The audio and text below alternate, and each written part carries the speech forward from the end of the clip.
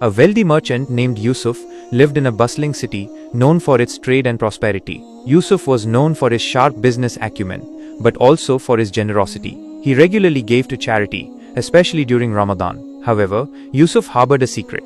He often felt a pang of pride in his charitable acts. He enjoyed the recognition and the whispered praises of his good deeds. He felt he was a good Muslim, fulfilling his obligations, but his heart wasn't entirely at peace. One year, a severe drought struck the city. The river that sustained them dried up, and the wells ran empty.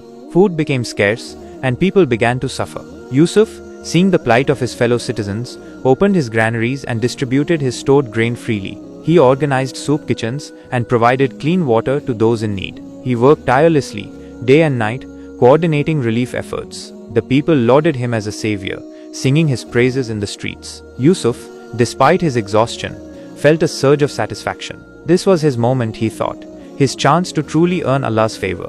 One evening, as Yusuf was returning home after a long day of distributing aid, he saw an old woman, ragged and weak, sitting by the roadside. She was not begging, but simply staring at the ground, her eyes filled with despair. Yusuf approached her and offered her some dates and a small bag of rice. The woman accepted the food with a trembling hand, but didn't thank him. Instead, she looked up at him, her eyes filled with wisdom, and said, "Yusuf, my son, I see your generosity, and I thank you. But I also see your heart. Beware of the whispers of Shaytan, who makes you believe that your good deeds are for your own glory, and not solely for the pleasure of Allah." Yusuf was taken aback. He felt a sharp pang of guilt. The old woman's words were like a mirror, reflecting the hidden intentions of his heart.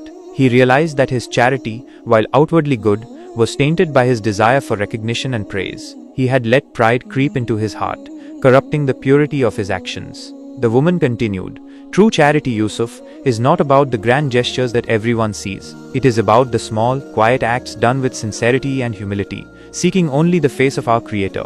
It is about giving without expecting anything in return, not even a thank you. It is about giving from the heart, purely for the love of Allah." Yusuf was humbled. He thanked the old woman for her counsel, and he walked home that night with a heavy heart, but also with a newfound understanding. He realized that true generosity was not measured by the amount given, but by the intention behind it. He spent the rest of the night in prayer, asking Allah for forgiveness and guidance. From that day on, Yusuf's approach to charity changed. He still gave generously, but he made a conscious effort to purify his intentions. He focused on helping those in need, without seeking recognition or praise. He learned to give quietly, anonymously, and with complete humility.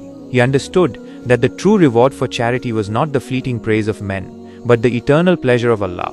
He learned that true generosity was not just about giving from his wealth, but also from his heart, with sincerity and humility. And he understood that the whispers of Shaytan were always lurking, trying to corrupt even the most noble of intentions. Only through constant vigilance and sincere supplication to Allah could he hope to keep his heart pure and his actions righteous.